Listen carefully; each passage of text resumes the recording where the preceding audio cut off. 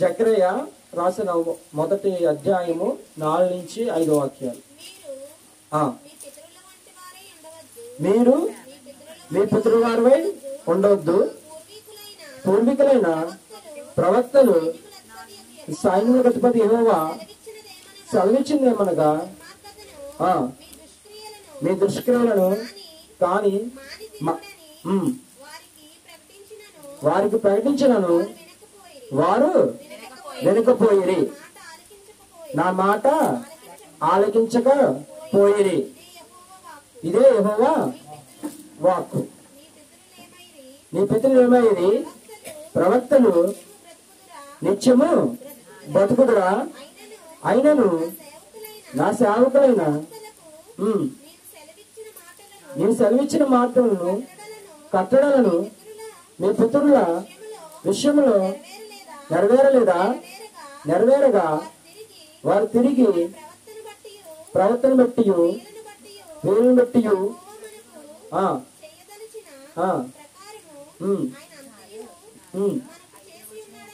4:5 4:5 okay. జకర్య ఒకటో నువ్వు చదువుతా ఉన్నావు అని చెప్పి ఆపనా లేదు, అంతేనా? కానీ అది కూడా కావాలి, అందుకని చదివించాను. జకర్య 1వ అధ్యాయము 4 నుంచి 5. ఈ రోజు మనకి 4:5 4 నుంచి 5 అన్నదే కదా, కాదా? 4 నుంచి 5 అంటే 2 కదా వస్తుంది, అంటే కదా అడుగుతున్నాను మామూలుగా. 4:5 పోనీ, ఓకే. 2 వచనాలు 4 నుంచి 5 అన్నా 4:5 అన్నా 2 కూడా ఒకటే మీనింగ్. ఓకే, ఈరోజు మెయిన్ టాపిక్ ఏంటంటే పశ్చాత్తాపడిన వానిలో జరగవలసిన ప్రక్రియ ఏంటంట? పశ్చాత్తాపం పడిన వారిలో ఏం జరగాలంట? జరగవలసిన ప్రక్రియ అంటే ఒకడు పశ్చాత్తాపడితే వాళ్ళు ఏం జరగాలంటే క్రియ జరగాలి. వాళ్ళు ఏం జరగాలి? క్రియ జరగాలి. ఇక్కడ మనం చదివిన జకర్యలో ఆయన మాట్లాడుతున్న ఒక మాట ఏంటంటే, మీరు మీ పితరుల వలె ఉండకూడదు. ఎలా ఉండకూడదంట? మీ పితరుల వలె అంటే మీ ఫోర్ ఫాదర్స్, మీ వంశస్థుల మాదిరిగా, లేదంటే మన భాషలో చెప్పుకోవాలంటే నీ కుటుంబం, నీ పూర్వీకుల మాదిరిగా నువ్వు ఉండొద్దు. ఎవరు ఉండొద్దు? నువ్వు నేను అలా ఉండొద్దు అంట. ఎందుకంటున్నాడంటే మన పూర్వీకుల్లాగా వాళ్ళకి ఎన్నోసార్లు ప్రవక్తలు వచ్చి ఎన్నోసార్లు చెప్పేవారు అన్నమాట.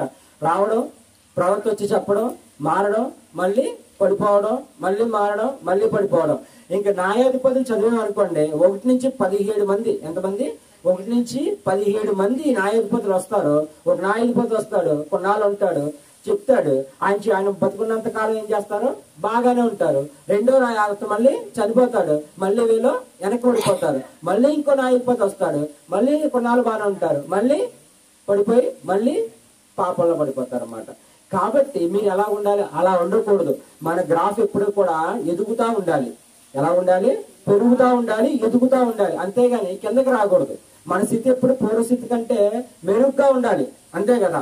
ఇప్పుడు నేను పూరింట్లో ఉన్నాను అనుకో, ఆ పూరిళ్ళు అంటే తెలుసు కదా, ఏంటి పాకిళ్ళు.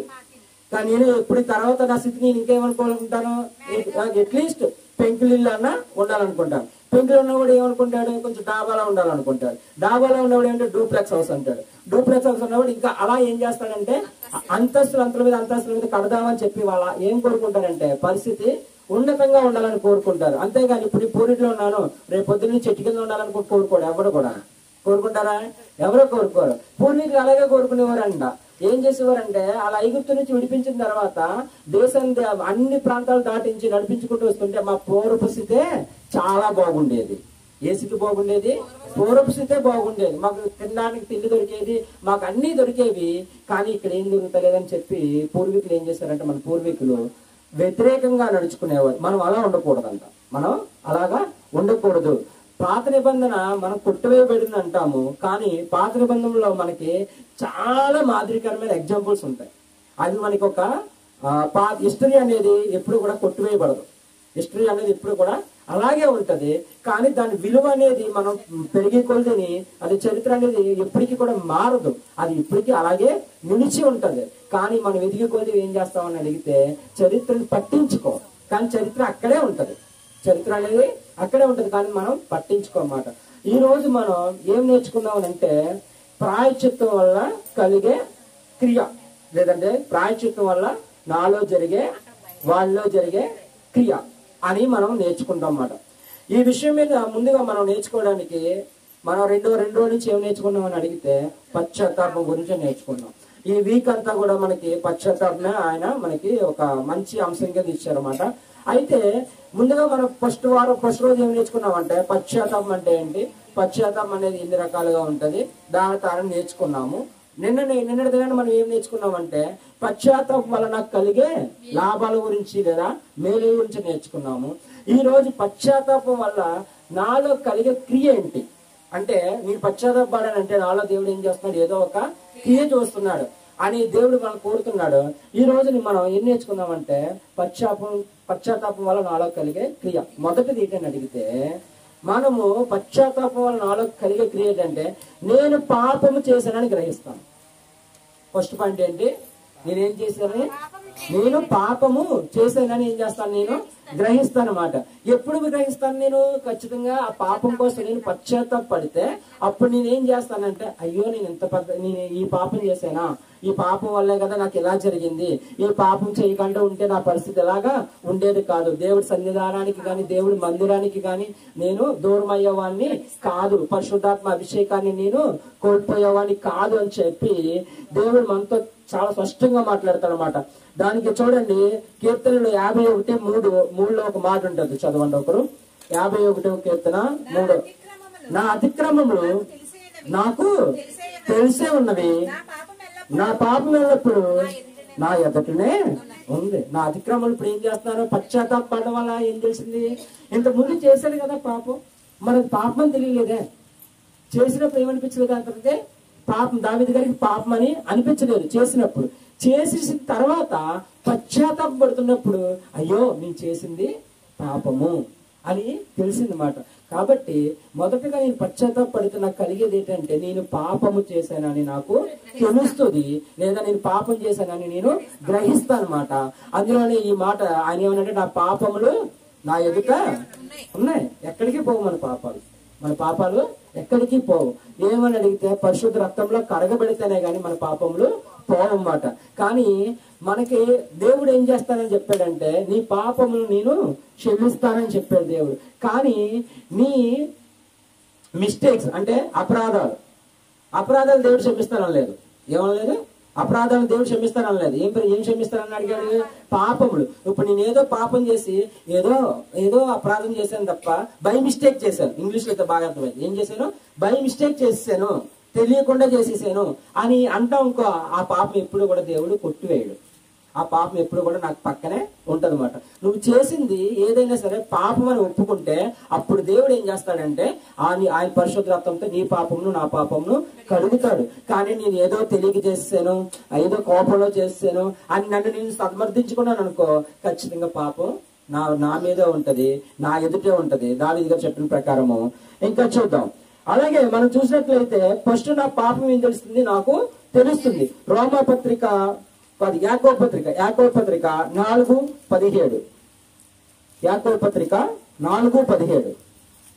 సరే, చాలా మంది మనం అంటే ఏంటి తెలుసా, నేను ఏ పాపం చేయలేదంట.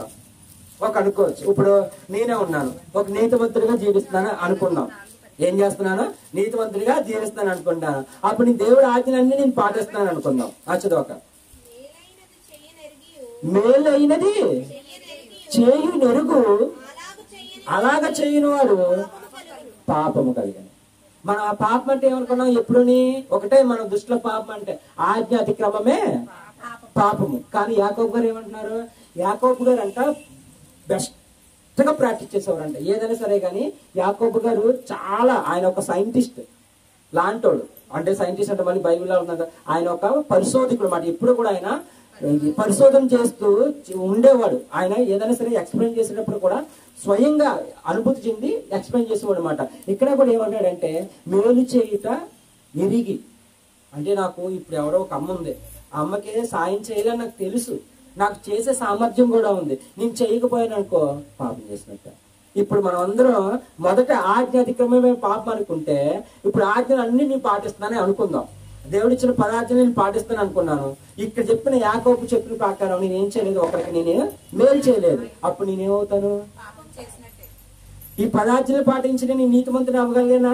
అవ్వలేదు. ఎందుకని అడిగితే యాకోబు పత్రికలో చెప్పిన మాట ప్రకారం మేలు చేయుట ఎరిగి, ఒకరికి మేలు చేయాలని తెలిసి ఉండి కూడా నేను మేలు చేయకపోతే ఏమవుద్ది?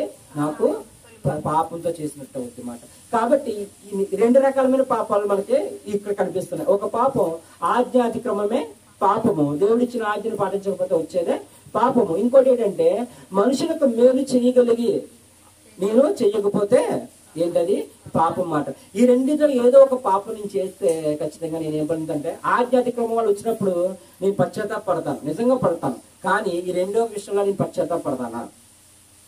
పన్ను. రెండో విషయంలో నేను పశ్చాత్తాపం నిజంగా పన్ను. ఎందుకనంటే అది ఆజ్ఞ కాదు కదా, అది ఆజ్ఞ కాదు కదా.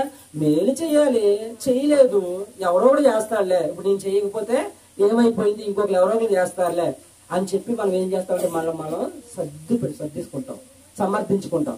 కాబట్టి ఈ పాపం మనలో అందరిలోనే ఉంటుందంట.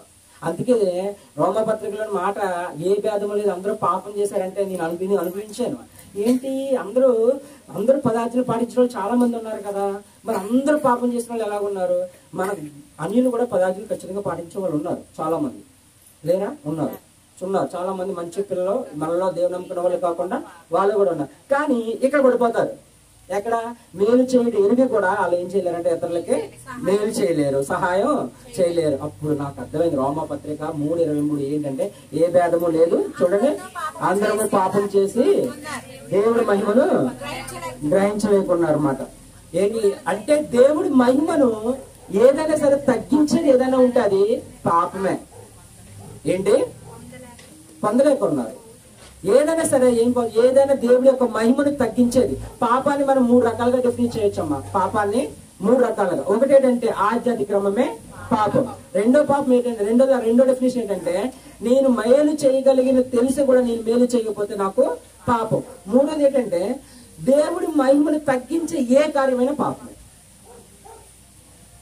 అది బైబిల్లో ఉండొచ్చు, ఉండకపోవచ్చు, దేవుడు నీతో చెప్పొచ్చు, చెప్పకపోవచ్చు. కానీ ఈ కార్యం చేయడం వల్ల దేవుడి మహిమ తగ్గిపోతుంది అనుకుంటే అది ఖచ్చితంగా పాపానికి బెస్ట్ డెఫినేషన్ ఏముందంటే అదే మాట, దేవుడి మహిమను తగ్గించుకోవడం మాట. ఇక్కడ మనం చూసినప్పుడు నేను పాపం చేశానని నాకు ఎలా తెలుస్తుంది అంటే 3 విధాలుగా తెలుస్తుంది ఇందులోనే. ఇప్పుడు ఏం చేశాను? పశ్చాత్తాపం పడడం వల్ల నాకు ఏం తెలుస్తుంది అన్నాను? పాపం చేశానని తెలుస్తుంది. నేను గ్రహిస్తాను. ఎలా గ్రహిస్తాను? దానికంటూ ఒక పద్ధతి అంటూ ఉండాలి కదా.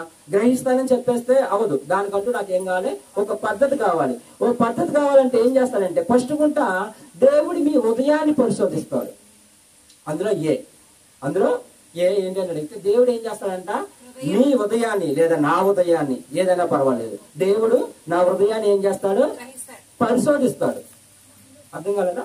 దేవుడు నా ఉదయాన్ని పరిశోధిస్తాడు. చూడండి, మత్తయి 9:4 ఒకరు చదవండి, యోహాను 5:42 ఒకరు చూడండి. అర్థం కాకపోతే ఆపండి, మనకి ఎంత చెప్పుకున్నా ఉన్నది కాదు. కానీ మత్తయి 9:4 యేసు ఏం గ్రహించాడు? వాళ్ళ తలంపులు గ్రహించి మీరెందుకు మీ హృదయంలో దురాలోచనలు చేయుచున్నారు. ఇక్కడ ఏంటంట, దేవుడు ఏం చేస్తాడంట? మీ ఉదయాల్ని, మన ఉదయాన్ని ఏం చేస్తాడు? పరిశోధిస్తాడు. అప్పుడు నేను పాపం చేశానో లేదో నాకు తెలిసిపోయింది. ఎందుకని అడిగితే ఇక్కడ దేవుడు ఏమన్నాడు? ఎందుకు మీ ఉదయాల్లో ఏం ఆలోచిస్తున్నారు?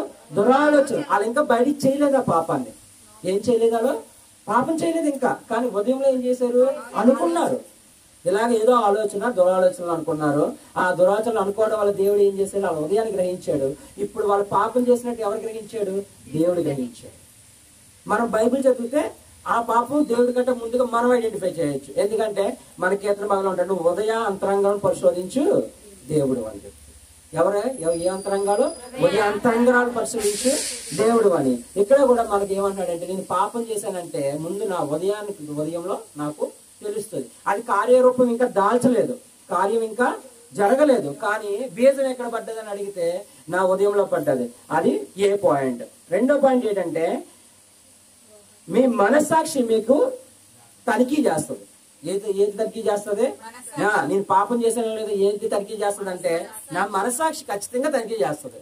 ఎలా తనిఖీ చేస్తుందో చూద్దాం. భలే ఉంటారు. హెబ్రీ రాసిన పత్రిక 9:14, యోహాను 5:42 అక్క. రెఫరెన్స్ రాసుకోండి, ఇంటికి వెళ్ళిన తర్వాత ఒకసారి చూడండి. ఇప్పుడు చెప్పింది హెబ్రీ 9:14. దేనికంటే మీ మనస్సాక్షి ఏం చేస్తుంది? తనిఖీ చేస్తుంది అంట. నిత్యుడగు ఆత్మ ద్వారా తనను తాను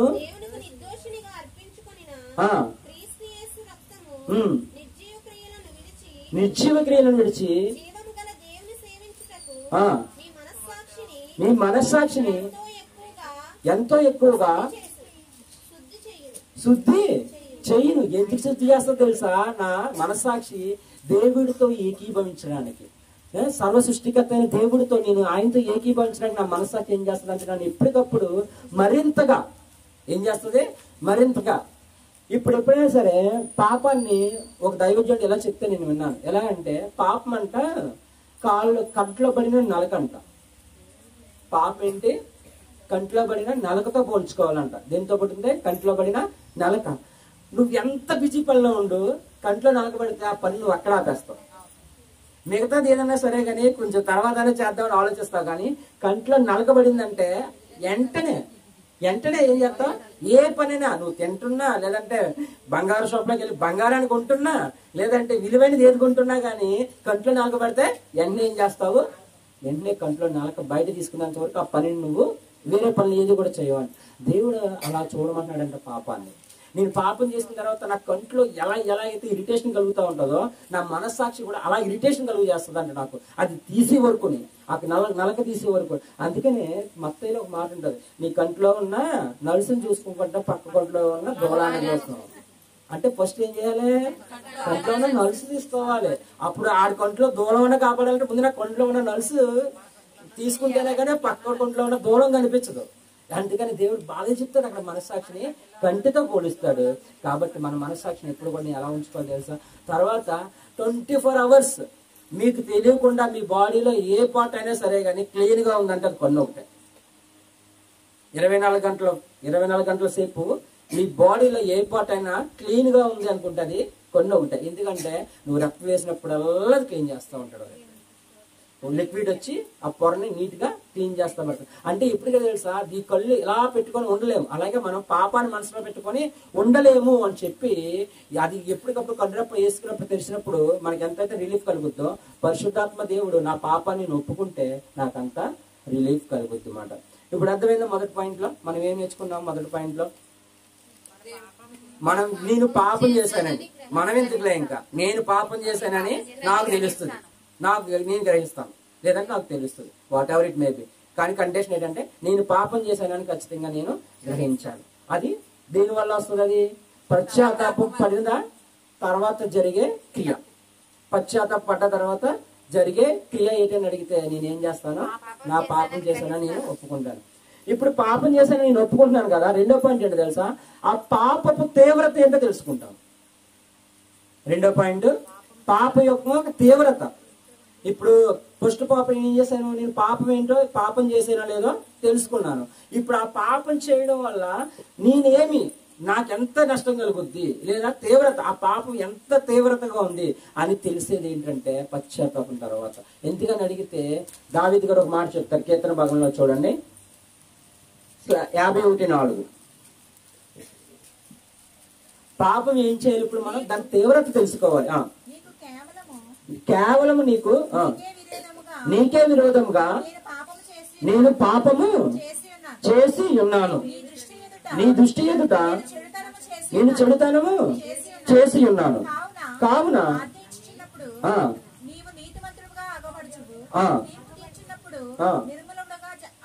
చాలక్క. ఇక్కడ ఏంటని చెప్తాడంటే పాపం యొక్క తీవ్రత దావీదు గారికి తెలుసు. ఏంటని అడిగితే పాపం తీవ్రత ఏం చేస్తుంది? దేవుడి సన్నిధి నుంచి నన్ను దూరపరుస్తుంది. ఏం చేస్తుంది? ఇప్పుడు ఏంటంటే మీకు ఇంకొక ఇంట్రెస్టింగ్ విషయం చెప్తాను. దేవుడి సన్నిధి ఏముందిలే అని లెక్క చేయలేని వాళ్ళకి దేవుడు ఇంకో మాట కూడా చెప్పి మనల్ని వార్నింగ్ చేస్తున్నాడు. ఏంటని అడిగితే యెషయా రాసిన గ్రంథము 65వ అధ్యాయము 7వ వాక్యం 7-8. ఇప్పుడు మనకి ఖచ్చితంగా పాపం వల్ల ఏంటో తెలుస్తుంది. నిశ్చయముగా మీ దోషములు బట్టి మీ పితరుల దోషం బట్టి అనగా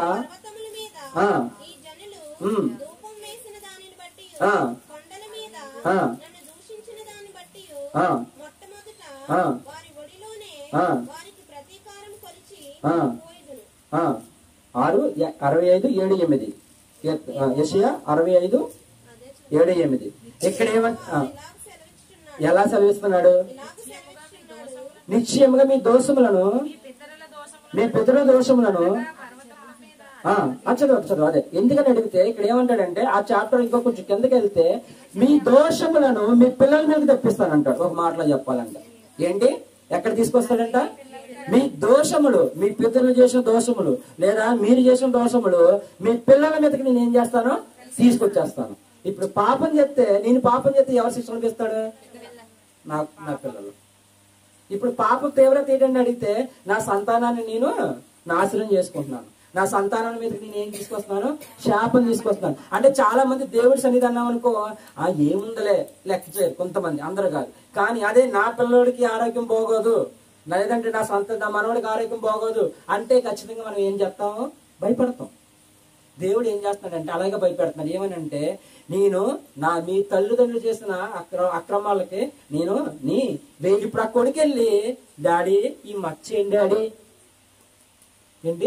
డాడీ ఈ మచ్చ ఏంటి డాడీ, ఇక్కడ నాకు ఏం తెలుస్తలేదు డాడీ, గోక్కున్నా తెలుస్తలేదు, గిచ్చుకున్నా తెలుస్తలేదు డాడీ, ఏ డాడీ అని అడిగితే ఆ డాడీ ఏం చెప్తాడు? నేను చేసింది చూసావా దానికి, మరి నేనేం చేశాను డాడీ? నీ కొడుకును పుట్టడమే నా డాడీ అని అడిగితే ఒక్క మాట ఏమైపోతాం మనం? నిజంగా పాపం అనేది అంత తీవ్రత. మన దేవుడి సన్నిధానం గురించి ఆలోచించవచ్చు, కానీ ఇక్కడ సొంత కొడుకుల గురించి మనం ఆలోచించినప్పుడు, మన కొడుకుని పెట్టిన బిడ్డల గురించి ఆలోచించినప్పుడు ఎంత బాధ వేస్తుంది. మన పిల్లలకు మనం చక్కగా ఆరోగ్యం ఇవ్వాలనుకుంటాం, మన పిల్లలకు చక్కగా మనం సంపద ఇవ్వాలనుకుంటాం, కానీ నువ్వు అక్రమంగా సంపాదించిన సంపద నీ బిడ్డల మీదకి ఏం తీసుకొస్తుంది? పాపాన్ని తీసుకొస్తుంది, శాపాన్ని తీసుకొస్తుంది. ఇది పాపం యొక్క తీవ్రత. కీర్తన గారు ఒక మాట అంటాడు, దావీదు గారు ఏమంటాడు తెలుసా? నేను ఇప్పుడు ఆ రెఫరెన్స్ తెలియదు అక్క, ఏమంటాడంటే మాట ఏమంటాడంటే నేను ఇప్పుడు ముసలివాడిగా ఉన్నాను, యవనంలో ఉన్నప్పుడు కూడా నీతిమంతుల పిల్లలు వెలివేయడం కానీ వదిలివేయడం కానీ వాళ్ళ పిల్లలు రొట్టెల కోసం ఆకలి కూడా తిరగడం చూసి నేను చూసిందే లేదంటాడు. ఎవరంట? నీతిమంతుల పిల్లలు వదిలేయబడ్డం ఆయన చూడలేదంట. ఎవరు? దావీదు గారు. కాబట్టి మనం కూడా అలా ఉండాలి. నీతిమంతులుగా ఉంటే అక్కడ అతనికి ఆకలి ఉండదు, లేదా రొట్టె కూడా లేదంటే అది యొక్క లోటు ఉండదని చెప్పినప్పుడు జాబ్స్ అవి నేను చదువుతున్నప్పుడు నాకు అర్థం ఏంటంటే జాబ్ మనకు కష్టపడితేనే కానీ ఏం రాదు, తిండి రాదు. తిండి రావాలంటే నాకు ఏం కావాలి? ఏదో ఒక పోర్షన్ కావాలి, ఏదో ఒక జాబ్. అంటే అప్పుడు నాకు అర్థమైంది ఏంటని అడిగితే నీతిమంతుల పిల్లలకు ఖచ్చితంగా జాబులు ఎత్తుకుంటూ వస్తాయి. నీతిమంతుల పిల్లలకి జాబులు ఖచ్చితంగా ఎత్తుకుంటూ వస్తాయి. మళ్ళానే ఉన్నారు కొన్ని మంది సాక్ష్యాలు. తల్లులు నీతిమంతులుగా ఉండి పిల్లలు సెటిల్ అయిన వాళ్ళు చాలా మంది ఉన్నారు మన దాంట్లో కూడా. పేర్లు తీయకూడదు, దేవుడు నామానికి మహిమ కలుగును గాక. ఇప్పుడు రెండో పాయింట్ అయిందా? ఏంటయింది? పాపం యొక్క తీవ్రత తెలిసింది నాకు. ఫస్ట్ పాయింట్ ఏంటి? నేను పాపం చేశానని గ్రహించగలిగాను. రెండో పాయింట్ ఏంటి? ఆ పాపం యొక్క తీవ్రత ఎంత ఉందో తెలుస్తుంది. మూడో పాయింట్ ఏంటని అడిగితే నా పాపాన్ని నేను ఒప్పుకుంటాను. ఏం చేస్తాను? నా పాపాన్ని నేను ఒప్పుకుంటాను. ఎప్పుడు ఇది? పశ్చాత్తాపం నాలో కలిగినప్పుడు. ఎప్పుడు ఇది? పశ్చాత్తాపం నాలో కలిగిన తర్వాత ఇప్పుడు నేనేం చేస్తానంటే నా పాపమును నేను ఒప్పుకుంటాను. దీనికి రెఫరెన్స్ చూడండి, 1 యోహాను 1:9.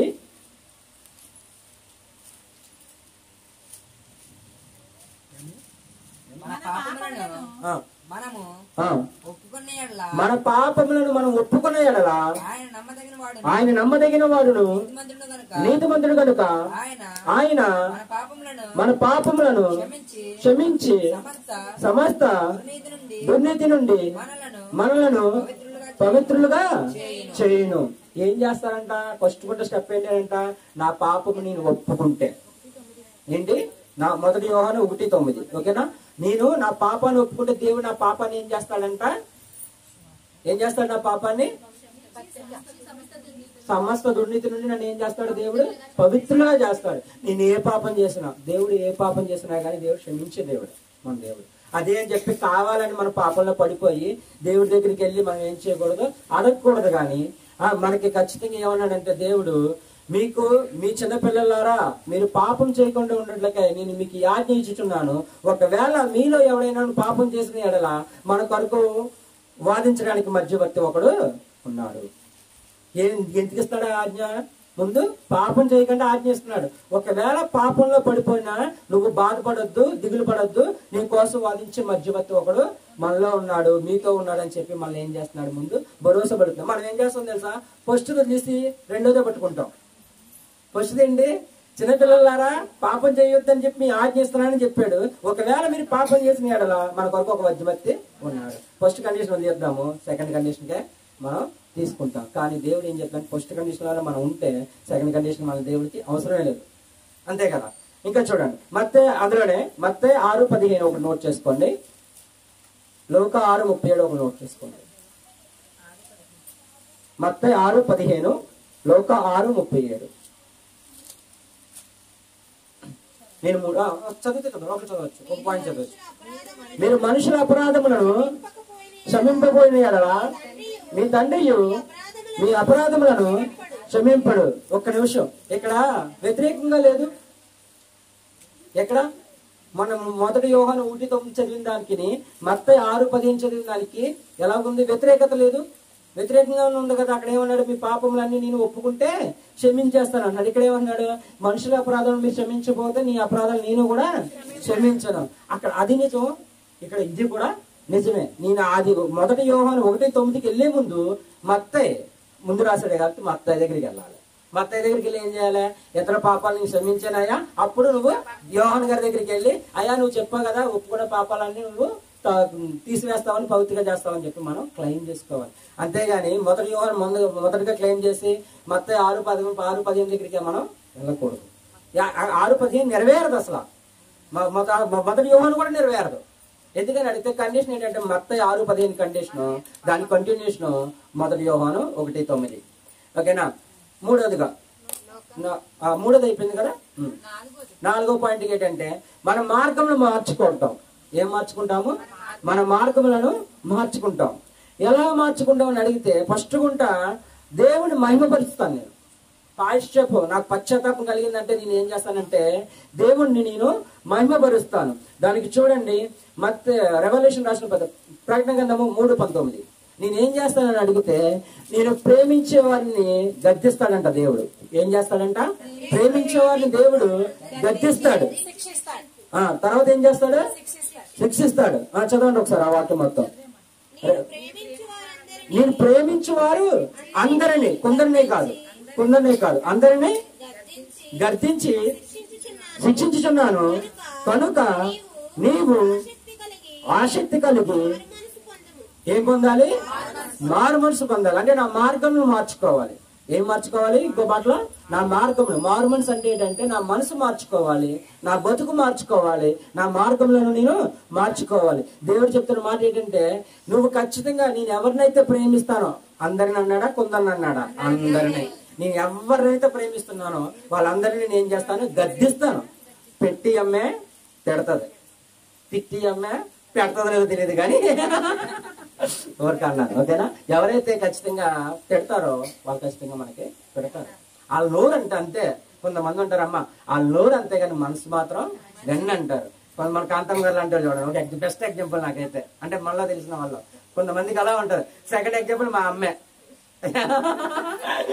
రైతులో మా అమ్మ కూడా అలాగే కొంచెం గట్టిగా మాట్లాడినప్పటికీ కూడా అందరు కూడా బ్లెస్ మేడం గారు అంటే ఇంకా చూడలేదు కదా మరి మేడం గారిని, ఆ యాంగిల్ చూడలేదు నేను. Rice the lord. ఓకేనా. తర్వాత ఏమన్నాడంటే మార్గం మార్చుకోవాలి. ఏం మార్చుకోవాలి? మార్గాన్ని మార్చుకోవాలి. మార్గం మార్చినప్పుడు నాకేమవుతుందంటే ఫలిస్తాను. ఏంది? ఎలా తెలుస్తుంది ఆ మార్గం మారిందని? ఫలించాలి. ఇక్కడ దాకా ఏం చేసింది? ఫలించలేదు. నా బతుకులు ఏం లేదు, ఫలింపలేదు. ఇప్పుడు నేను మారేండ్రా అని చెప్పాలంటే నా బతుకులు ఏం చూపించాలి?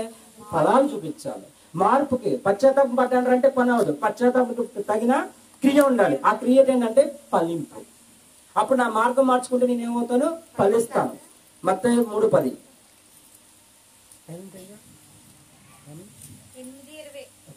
సూపర్. 5 నిమిషాలు చదవండి. మత్తయి 3:10. ఇప్పుడే గొడ్డలి చదవండి అక్క. గొడ్డలి ఎక్కడ ఉంచిందంట? చెట్లు.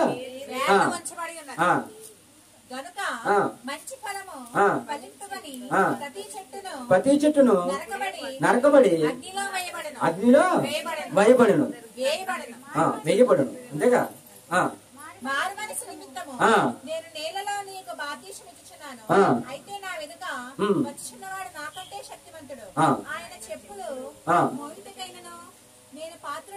చాలక్క. ఏంటని అడిగితే ఇక్కడ నాకు ఒక మాట అర్థం చేసుకోండి. ఇప్పుడు గొడ్లు ఎక్కడ పెట్టదంట? మీనింగ్ ఏంటి? చెట్టు ఎక్కడ పెట్టదే? వేరు. వేరు.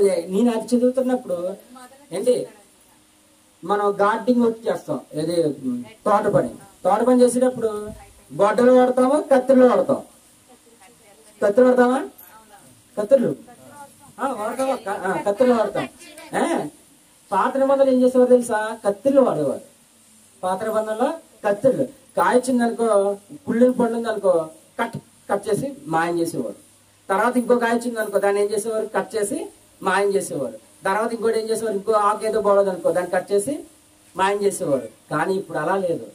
గొడ్డలు ఎక్కడ పడ్డదంటే యేసయ్య గొడ్డలే మన మనసులో పెట్టాడు. ఎక్కడ ఉందని అడిగితే మనసులోంచి వచ్చే ఆలోచనల్ని అక్కడే నరికేస్తాడు ఆయన. దాన్ని ఫలించకుండా, బయటికి కిరి రాకుండా గొడ్డలు ఎక్కడ వేయబడింది? ఉదయంలో వేయబడింది. ఆ ఉదయంలో కరెక్ట్గా వేసాడు అనుకోండి ఏటు, అప్పుడు ఏమవుతుంది? దాని నుంచి కాయ రాదు, దాని నుంచి ఫలింపు రాదు, దాని నుంచి మనం కట్ చేసుకోవడం అవసరం కూడా లేదు. ప్రస్తుతానికి నరహత్య చేయాలంటే దాని బీజం ఏమయ్యింది? దాని రూట్ ఏమైంది? కోపం. ఏముంది? నరహత్యకి రూట్ ఏమైంది? నరహత్య అనేది కాయ అనుకుందాం. మన భాషలో నరహత్య అనేది కాయ. దేవుడు పాత నిబంధనలో ఏం చేశాడు? నరహత్య చేయకూడదు అన్నాడు. ఫర్ ఎగ్జాంపుల్ ఇక్కడ చెట్టు ఉంది, చెట్టుకి కాయ కాసింది. నేను ఇంకా చూడలేదు, నేను వచ్చి చూడలేదు. ఈ లోపల అక్కడ ఉన్న అతను వచ్చి కాయ కట్ చేసి వెళ్ళిపోయాడు. ఇప్పుడు ఆ చెట్టుకి కాయ కాసిందా లేదా? కాసింది, కానీ ఎవరో చూడలేదు. కానీ అక్కడ ఏమో అలాగే నరహత్య చేయొద్దని బైబిల్ చెప్తుంది. అంటే ఆ క్రియ కనిపించిపోయింది. ఇప్పుడు దేవుడు ఏం చేస్తున్నాడు తెలుసా?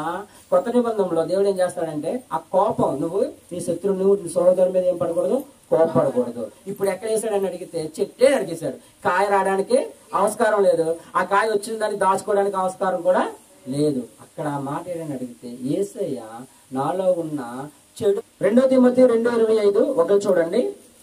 తర్వాత ఎస్కేల్ రాసిన గ్రంథం 36:26 లాస్ట్ అయిపోయింది. 2 తిమోతి 2:25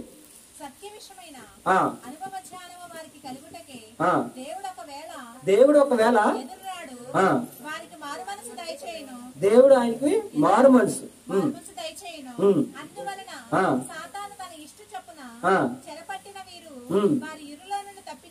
తప్పించుకొని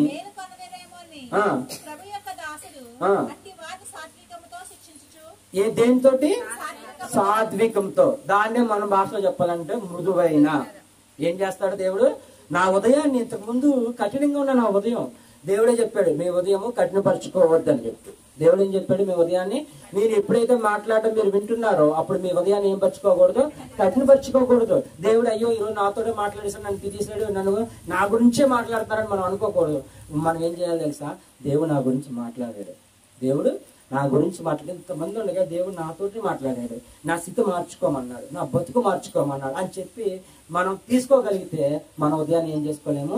కఠినపరచుకోలేము అన్నమాట. ఎప్పుడూ కూడా దేవుడు మన కోసమే మాట్లాడతాడు, మనతో మాట్లాడతాడు. ఆయన మాట్లాడినప్పుడు గద్దింపు ఉంటది, ఆయన మాట్లాడినప్పుడు ఆదరణ ఉంటది, ఆయన మాట్లాడినప్పుడు ప్రేమ ఉంటది. ఈ 3 సేకరించలేకపోతే మనం ఎప్పుడు కూడా మారు మనసు పొందలేము, క్రైస్తవ జీవితంలో మనం ఎదగలేము. తండ్రి, కుమార, పరిశుద్ధాత్మ ఎలాగైతే ఉన్నదో దేవుడు దాంట్లో ప్రేమ ఉంది, గద్దింపు ఉంది, శిక్షణ కూడా ఉంది. ఈ 3 కూడా విడదీయలేబడి. కొత్త పాదమందిలో మనం ఒక మాట ఉంటది, మా దేవుడు జతపరిచిన వాటిని మనుషుడు వేరుపరచడు. ఈ 3 దేవుడు జతపరిచాడు, మనం ఎప్పుడు కూడా వాటిని వేరుపరచకూడదు. ఎస్కేల్ 36:26 చూడండి, అయిపోయింది. Praise the lord. ఎస్కేల్ 36:26 ఒకరు త్వరగా ఏం చేస్తాడంట? నూతన ఉదయమును నూతన ఉదయమును మీకు ఇచ్చేదను, నూతన స్వభావమును మీకు కలుగ చేసేదను, రాతి గుండె మీలో నుండి తీసివేసి మాంసపు గుండెను నీకు ఇచ్చేదను. చాలు తల్లి. ఏం చేస్తాడంట?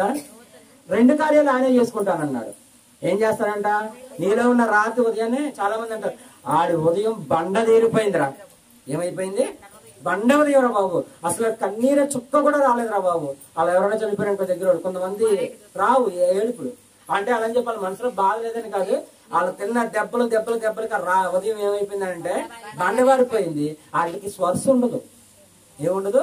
స్పర్శ ఉండదు. అది ఆయన తప్పు కాదు, వాళ్ళు ఎదుర్కొన్న పరిస్థితులు అలా చేశారు. కొంతమంది వాళ్ళ మనస్తత్వం ఎలా ఉంటారో అది మనకు వేరే విషయం, అది వేరే విషయం. కానీ నేను చెప్తుంది ఏంటని అడిగితే, మనం చూసిన కార్యాల వల్ల మన ఉదయం ఏమైపోయిందంటే కఠినం అయిపోయింది. దేవుడు ఏం చేస్తానన్నాడంటే ఆ ఉదయాన్ని నేను తీసేసి నీకు నూతన ఉదయాన్ని, ఏ ఉదయం? నూతన ఉదయాన్ని, మాంసం లాంటి ఉదయాన్ని. అంటే స్పర్శ తెలిసేది. మాసాన్ని ముట్టుకుంటే మనకి స్పర్శ తెలుస్తుంది, రాయిని ముట్టుకుంటే మనకి రాయికి స్పర్శ తరదు. మనం తెలిసినా కానీ రాయికి తెలియదు, కానీ మాంసానికి ఖచ్చితంగా మనకి స్పర్శ రెండింటికి తెలుస్తుంది, పట్టుకోవడానికి మెత్తగా ఉంటుందని. అలాగే దేవుడు ఏం అంటున్నాడంటే కఠినమైన నీ ఉదయాన్ని దేవుడు నూతనంగా మారుస్తాడంట. ఎప్పుడు మారుస్తాడంటే అది పశ్చాత్తాపంలో పడిన తర్వాత జరిగే క్రియ. ఉత్తినే చేయడు. నువ్వు పశ్చాత్తాపడకుండా నా ఉదయాన్ని, నా కఠిన ఉదయాన్ని తీసివేసేయ్యా ఏసయ్యా అన్నా కూడా ఆయన తీడు. ఖచ్చితంగా నువ్వు ఎప్పుడైతే దేవుడు ఉదయాన్ని ఆయనకి దగ్గర కూర్చొని పశ్చాత్తాపడతావో అప్పుడు మాత్రమే దేవుడు కార్యం చేస్తాడు అన్నమాట. హల్లెలూయా. దేవుడి కొన్ని మాటలు దీవించబడిన గాక. అర్థమైందా? ఎన్ని విషయాలు నేర్చుకున్నాం? 5. ఏంటంటే చెప్పండి వరుసగా. టాపిక్ ఏంటి? పశ్చాత్తాపం వల్ల నాలో కలిగే ప్రక్రియ. ఫస్ట్ పాయింట్, ఎలా గ్రహిస్తాను? 2 పాయింట్లు నేర్చుకున్నాం. దేవుడు మీ ఉదయాన్ని పరిశోధించి చేస్తాడని, తర్వాత మా మనస్సాక్షి నీకు తనిఖీ చేస్తుందని, తర్వాత పాప యొక్క తీవ్రతను తెలుసుకుంటాను. ఆ పాపం చేయడం వల్ల ఆ పాపం ఎంత భయంకరమైనది, దానివల్ల నాకు వచ్చే నష్టం ఏంటి, నా తరతరాలకి ఏమైపోద్ది, నా నెక్స్ట్ జనరేషన్ ఏమైపోద్ది, లేదా నీ పాపంలో పడితే దేవుడి సన్నిధానికి దూరం అయిపోతామని ఎలాగైతే నేర్చుకున్నామో ఆ పాయింట్ లో నేర్చుకున్నాం. 3వది, నా పాపాన్ని నేను ఏం చేస్తాను? ఒప్పుకుంటాను, కప్పుకోను. దావీదు గారిలా నా పాపాన్ని నేను ఒప్పుకుంటాను. అప్పుడు ఖచ్చితంగా దేవుడు నా పాపంలన్నీ ఏం చేస్తాడు? క్షమిస్తాడు. 4వది, మన మార్గాలు ఏం చేస్తాము? మార్చుకుంటాము. ఇప్పుడు దాకా వేరే నడక నడిచిన నేను ఇప్పుడు ఏం చేస్తానంటే నూతన మార్గంలో నేను నడవడానికి దేవుడు నాకు సహాయం చేస్తాడు. తర్వాత మృదువుగా ఎలా చేస్తాడు దేవుడు? నా ఉదయమును మృదువుగా మారుస్తాడు. అంతే కదా? 5. ఓకేనా? కాబట్టి నా ఉదయాన్ని దేవుడు ఖచ్చితంగా మారుస్తాడని దేవుడు ఇక్కడ మనం ప్రార్థించుకున్నాము. చిన్న ప్రార్థన చేసి నేను బయలుదేరుతాను. మీరు ప్రేయర్ చేసుకొని 12 నిమిషాలు. పరిశుద్ధ